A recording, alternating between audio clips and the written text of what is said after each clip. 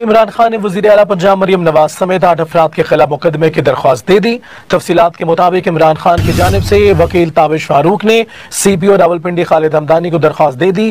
درخواست courier service کے ذریعے سی پی او آفس بھیجی گئی ہے۔ وکیل تابش فاروق نے وزیر اعلیٰ سمیت 8 ارکان کے خلاف مقدمہ درج کرنے کی درخواست دے دی۔ درخواست میں A S P Zainab S H O Aizaz کو بھی فریق بنایا گیا۔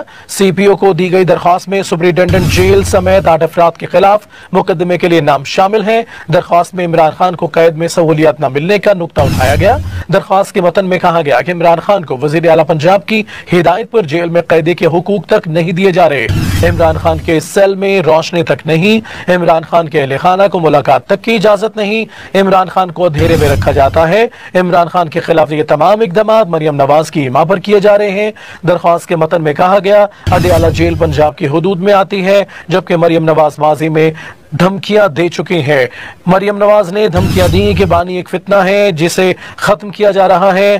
اے S P Zainab S H O Aizaz سمیت چوکی انچارج باہم مشورے سے اہل خانہ کو ہراساں کرتے ہیں۔